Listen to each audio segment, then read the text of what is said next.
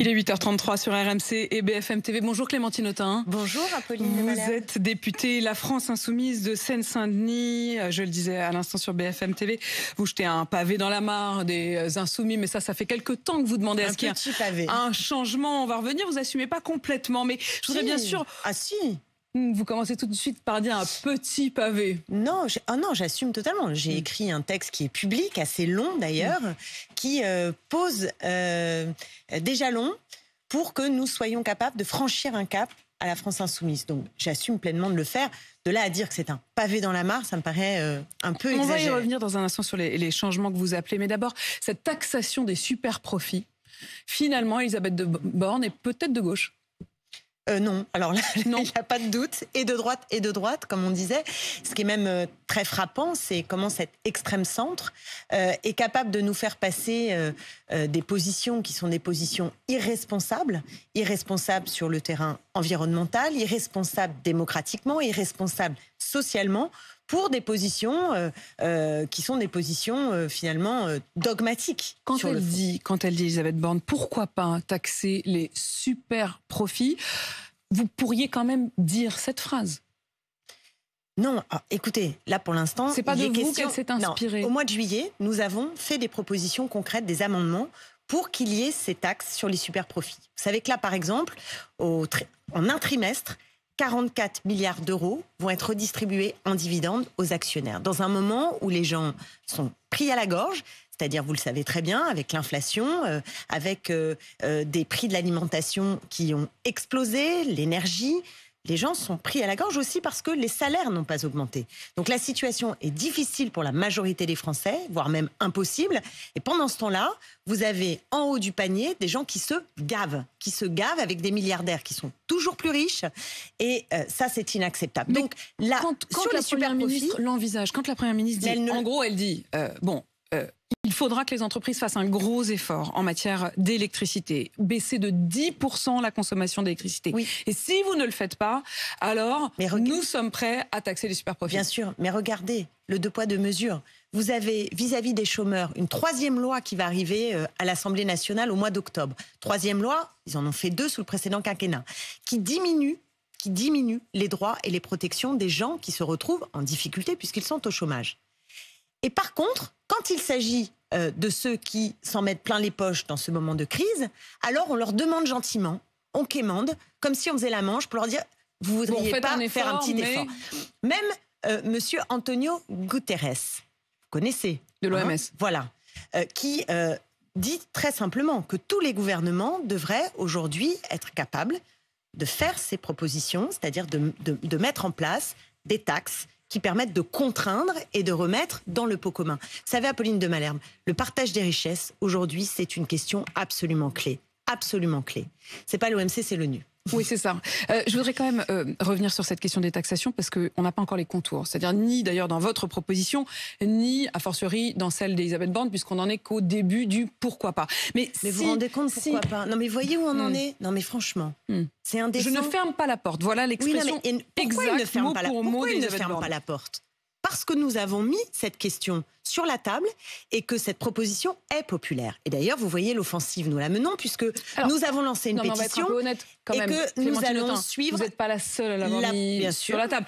En France, vous êtes 2 partis à être pour la taxation des superprofits, vous et le Rassemblement national. Alors écoutez, quand je vois ce qu'ils ont voté globalement, c'est pas tout à fait la logique que nous défendons de partage des richesses. Ah, moi je sais pas quelle est la logique que vous défendez et si elle est différente, mais enfin vous arrivez au même résultat. Vous recevez régulièrement le Rassemblement résultat. Non, on n'arrive absolument pas au même résultat parce que globalement le programme du Rassemblement national ne vise absolument pas à partager les richesses, ne vise pas à s'attaquer à ceux qui ont le plus. Il vise à nous expliquer que le problème majeur en France, ce sont les étrangers, les immigrés en particulier, nos concitoyens. Du programme. Sur la taxation des superprofits, il demande à taxer les superprofits. Ils savent qu'aujourd'hui, dans le monde populaire... Comment ça vous met mal à l'aise d'avoir une proposition qui est la même que le Rassemblement national, mais enfin, c'est les faits. Ça ne me met absolument pas mal à l'aise. Je connais le Rassemblement national, je sais l'opportuniste dont il est capable de faire preuve sur le terrain social, surtout par ces derniers temps, avec une logique de triangulation. Ce que je vous dis très sereinement, c'est que le Rassemblement national, dans la logique politique qui est la sienne, ne vise absolument pas à partager les richesses. Mais aujourd'hui, cette idée de taxer les superprofits, mais parce qu'on arrive à un tel niveau. C'est eux et c'est peut-être demain Elisabeth Borne. Il pourrait y avoir un consensus. Il faudra écouter, c'est le minimum. Donc là, tant mieux. Vous dites consensus, si on est tous d'accord, tant mieux. Mais évidemment, tant mieux. C'est le minimum dans ce moment de crise terrible que nous traversons.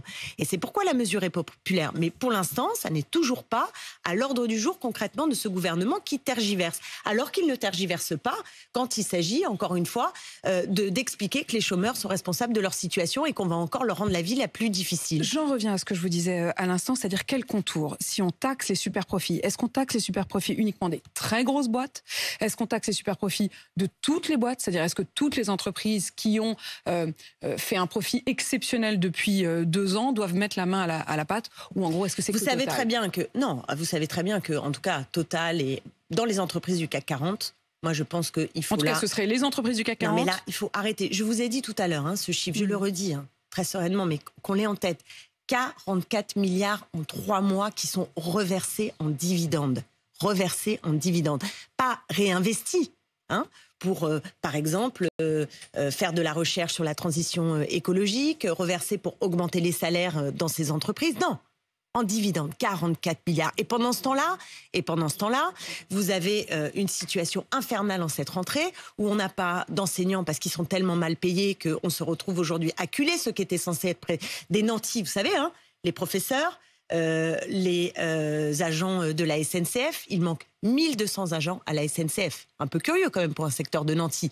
Pour les crèches, on nous explique maintenant, il y a eu un décret au mois d'août. Qui a dit qu'ils étaient des nantis, les agents de la SNCF? Vous avez jamais entendu que ceux qui faisaient grève, les cheminots? Non, personne n'a dit que c'était des nantis. Au moment de la réforme des retraites, quand on a expliqué qu'ils avaient un système de privilégiés, quand on explique que les enseignants sont des privilégiés parce qu'ils ont trop de vacances, voilà, c'est ça. Et la réalité, c'est que comme on a sans cesse diminué leurs conditions de travail et rendu des salaires, et que leurs salaires sont sans cesse contraints, je suis désolée, on se retrouve dans la pénurie dans laquelle on est. Donc c'est le chaos. Ce que je veux vous dire, c'est que c'est le chaos. Donc pendant que en haut du panier, il y a tant d'argent redistribué, vous avez en bas un chaos qui touche à des secteurs fondamentaux, l'hôpital qui est l'éducation, les transports, les crèches. Un décret, je vous disais, un décret qui est sorti au mois d'août et qui explique que dans les crèches, aujourd'hui, on peut recruter des personnels non qualifiés. Qu'est-ce que c'est que cette histoire? Des job dating pour des enseignants de premier degré. Mais on va où? C'est de la maltraitance vis-à-vis de nos jeunes. C'est de la maltraitance. Mais qu'est-ce qu'on fait dans ces cas-là? Parce qu'en fait, effectivement, il manque du personnel. Je reprends votre exemple des crèches. Pour gérer l'urgence, ils disent on va accepter des gens même s'ils n'ont pas eu le temps d'avoir une formation. Vous dites on prend pas ces gens qui n'ont pas de formation. On fait quoi? Donc on laisse des enfants c'est comme tout le reste. Sans solution de garde. Mais c'est comme tout le reste. Mieux vaut pas de profs que des profs peu qualifiés. Mais non, mais voyez où on arrive. On arrive dans cette situation. C'est la question qu'on se pose. Voilà, si on pouvait arrêter. Mais cela dit, on trouver une solution dans l'urgence. Vous feriez quoi, vous? Non, il faut arrêter la catastrophe et il faut organiser. Oui, mais dans justement, le temps. Pardon, je vous pose la question très concrètement. Augmenter les salaires. Il n'y a pas de profs. Qu'est-ce qu'on fait? Est-ce qu'on recrute quand même? On change les conditions de travail des enseignants. Si vous voulez recruter, il faut que le métier je vous parle de la rentrée dans 3 jours. Qu'est-ce qu'on fait dans 3 jours? Écoutez, je préfère qu'on regarde sur déjà ceux qui ont passé le concours que de faire tout et n'importe quoi, dans l'urgence. Donc on accepte des gens, y compris des gens qui ont passé le concours mais qui ne l'ont pas réussi. Je ne suis pas responsable de cette situation catastrophique. Et moi, sais bien, mais si vous arriviez au gouvernement aujourd'hui, si vous arriviez au pouvoir comme vous le souhaitez, vous devriez bien la gérer, cette situation. Mais moi, je veux attirer l'attention. Vous n'aurez pas répondre, c'est pas de ma faute. Non, mais j'attire l'attention de toutes celles et ceux qui nous regardent sur le fait que la Macronie, visiblement, a l'impression que c'est des jeunes giscardiens qui sont sortis du formol, là. C'est ça qui se passe. Ils ont 40 ans de retard. Et quand vous voyez la situation en Angleterre, c'est un chaos encore plus grand. Alors, parce qu'effectivement, l'inflation est beaucoup plus forte, elle est de l'ordre de 13%, mais surtout parce que justement, tous les services publics, les biens communs, les protections ont été laminés. Et ça amène au chaos. Or, là, le gouvernement s'entête, si vous voulez, dans une logique qui est une logique de dérégulation, de flexibilité, de concurrence libre et non faussée, d'austérité budgétaire. Tout ça, ça ne marche pas. Ce sont de vieilles recettes. Et c'est pour ça que je vous disais au début que c'est l'extrême centre C'est l'extrême centre qui, de façon dogmatique, pour vous, continue de nous emmener dans le mur. Même sur l'écologie, vous avez des incendies, la sécheresse, etc.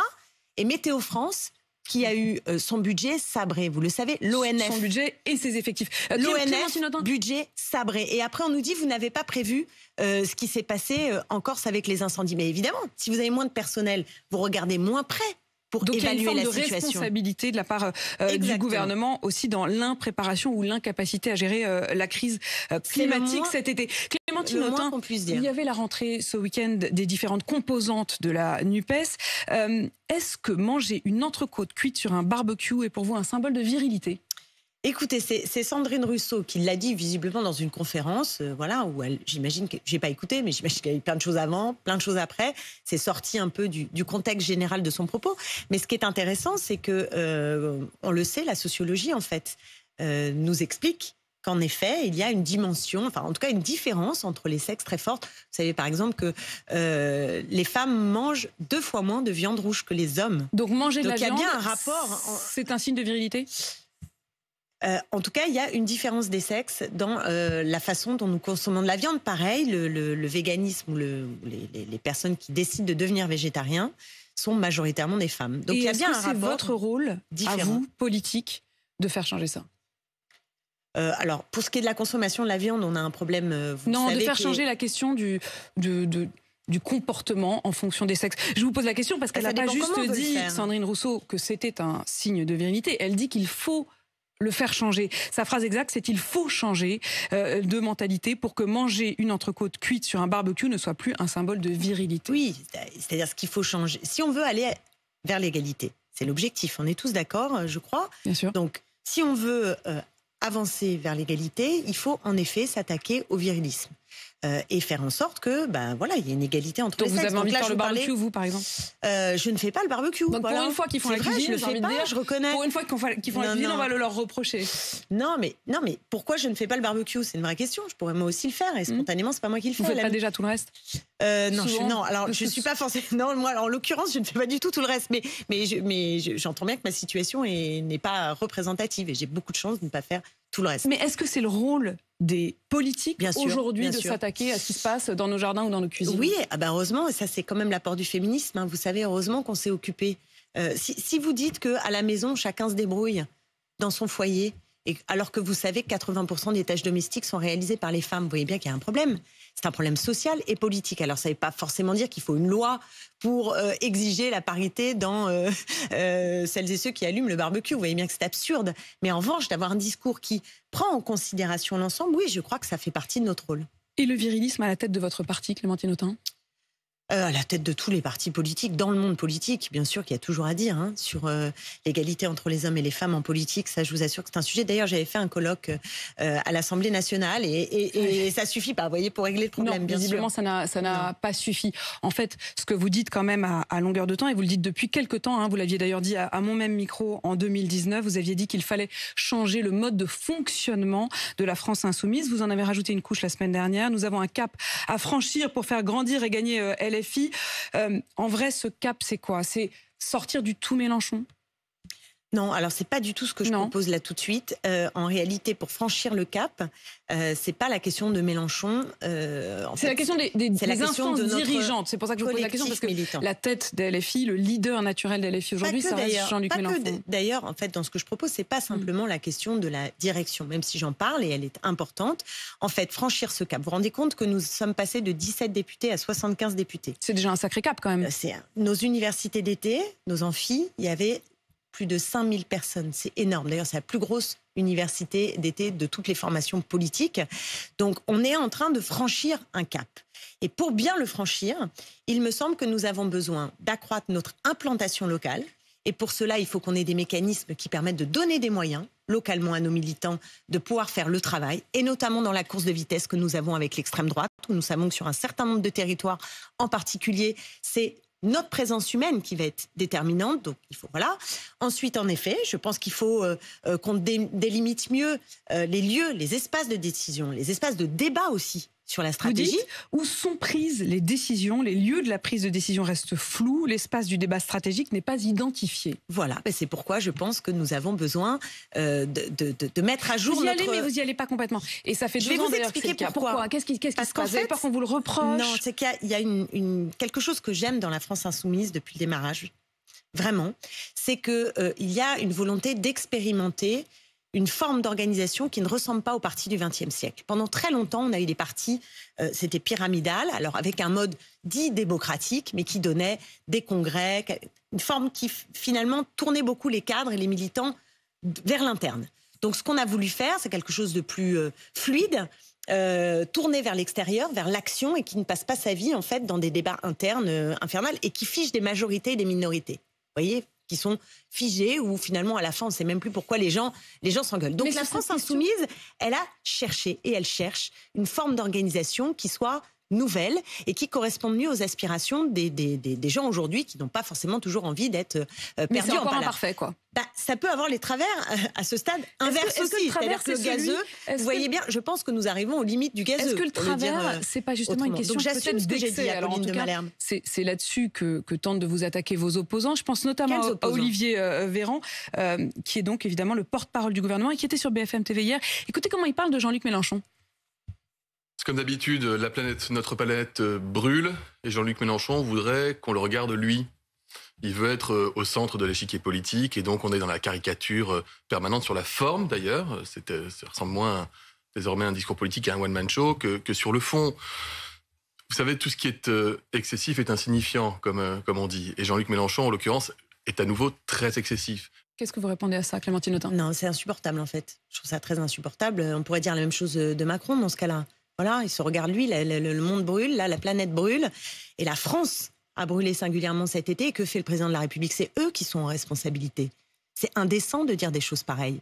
Nous, ce qu'on dit, c'est que, sur le climat en particulier, c'est quand on sait qu'on a 63 Français, des milliardaires, qui émettent autant de gaz à effet de serre que la moitié des Français. Vous m'entendez? 63, autant que la moitié des Français. Voilà. Donc c'est ça qui est indécent. Ça, c'est indécent. Ça, et que le président de la République soit sur ses jet skis pendant l'été, ça, c'est indécent. Voilà. Clémentine Autain, l'imam Iqiyoussen, qui devait être expulsé, en tout cas c'était la volonté du ministre de l'Intérieur, décision qui a d'abord été cassée par le tribunal administratif, et on attend aujourd'hui ou demain la décision du Conseil d'État d'autoriser ou non l'expulsion de cet imam. Est-ce que pour vous il faut l'expulser? Écoutez, moi je suis pour l'état de droit. Voilà, moi je suis une femme de principe, je suis pour l'état de droit. Cet imam a proféré des propos qui sont... c'est au-delà que non seulement je ne les partage pas, mais je les combats profondément. Donc ça nous pose un problème. Mais sur les femmes, sur les homosexuels, sur les juifs. Exactement, sur les femmes, les homosexuels, les juifs. Ces discours-là doivent être combattus, franchement combattus. Politiquement combattus. Mais après, quand on les combat, il faut le faire toujours avec l'état de droit. Donc moi, c'est ça qui m'importe, si vous voulez. C'est donc de mener le combat politique. Si le Conseil d'État dit non, ça ne correspond pas exactement à notre état de droit, on ne change pas la loi pour autant. Exactement. Tant pis, on le garde. Exactement. Clémentine Autain. Vous savez, on ne combattra pas l'obscurantisme. On ne combattra pas justement tous les propos, l'antisémitisme, le sexisme, l'homophobie, si on n'est pas dans une logique de principe et d'état de droit. Voilà, c'est très important. Si l'état vous de droit, passez outre tout ça... Soit la loi est telle qu'elle est, c'est par accord. On peut toujours changer la loi. Soit on change la loi en considérant qu'il faut quand même l'expulser. Dans ces cas-là, on change la loi et on fera raccord avec la loi. Oui, mais quand je dis... Vous ne voulez pas aller jusque-là, jusqu'à changer la loi. Je dis que nous sommes aussi dans un climat dont il faut faire très attention, parce qu'il y a une espèce de tendance à vouloir faire du contrôle social partout, de laminer globalement, je ne parle pas de cet imam, mais globalement, les libertés dans tous les sens, au nom d'un combat qu'on finit par perdre. Parce que ce qu'on veut défendre, c'est précisément aussi la liberté. Et on verra, puisque la décision du Conseil d'État devrait être rendue aujourd'hui ou demain. Je voudrais que vous écoutiez ce qui s'est passé au Festival Techno du Touquet ce week-end. Emmanuel Macron était présent, il était au Touquet et il était présent dans le public. Et il y a eu ce musicien Marc Rébillet qui a joué et crié ça. Macron, enculé.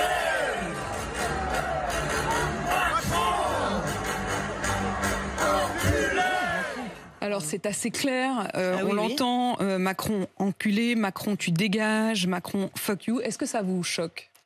Bon, écoutez, forcément, j'aime pas tellement cette forme-là. Ça exprime une colère.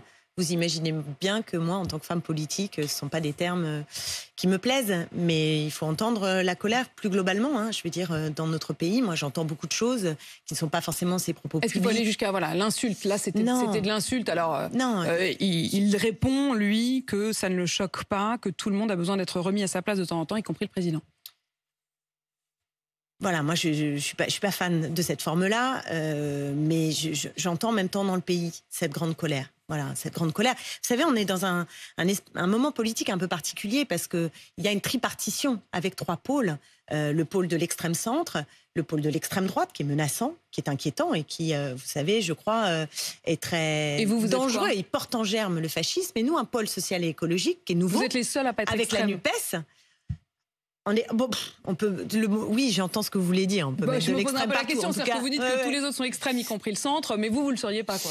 On est un pôle social et écologique qui a vocation à porter un certain nombre de ruptures. Le centre et les autres sont extrêmes. Non, je ne crois pas qu'il y ait de centre. Je crois qu'il y a 3 propositions politiques. Et c'est évident. On ne va pas polémiquer sur le mot extrême. Il y a 3 propositions. Et on verra politiques. évidemment, puisqu'il y aura la rentrée parlementaire, on verra si vous êtes capable de travailler ensemble les uns et les autres. On a vu en tout cas que sur certaines propositions, pour une fois, peut-être que le gouvernement... Vous l'avez vu sur la taxe sur les superprofits, puisque nous allons lancer, suite à la proposition d'Olivier Faure, un référendum d'initiative populaire.